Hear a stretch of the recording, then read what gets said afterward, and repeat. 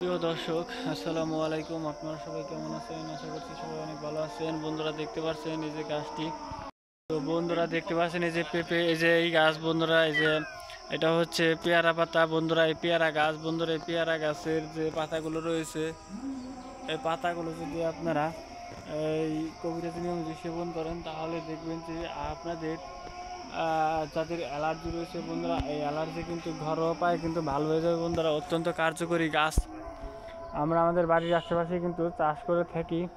তো এই যে দেখতে পাচ্ছেন গাছটি, এই গাছের যে পাতা রয়েছে বন্ধুরা, পাতাগুলো শুকিয়ে আপনারা যদি এই গাছের পাতার রস সেবন করেন, তাহলে কিন্তু বন্ধুরা আপনারা কিন্তু উপকার পেয়ে যান বন্ধুরা। অত্যন্ত কার্যকরী এই পেয়ারা গাছ কিন্তু আপনার বাড়ির আশেপাশে কিন্তু পেয়ে যাবেন। যে গাছের পাতাগুলো দেখতে পাচ্ছেন বন্ধুরা, এই পেয়ারা গাছের পাতার রস খেতে হবে বন্ধুরা।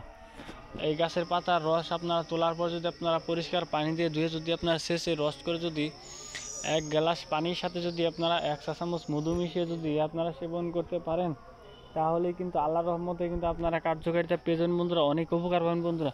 তো বন্ধুরা, এই গাছের পাতার রস একটানা 7 দিন খেলে কিন্তু উপকার পেয়ে যান বন্ধুরা।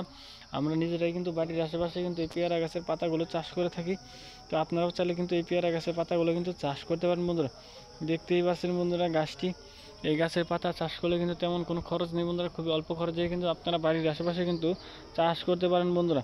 এই যে দেখে নিন বন্ধুরা, এই পেয়ারা গাছটি, এই পেয়ারা গাছের পাতার মধ্যে রয়েছে বন্ধুরা প্রচুর পরিমাণ ভিটামিন বন্ধুরা।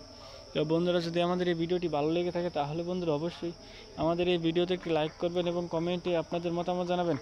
ধন্যবাদ আপনাদের সবাইকে। আসসালামু আলাইকুম বন্ধুরা।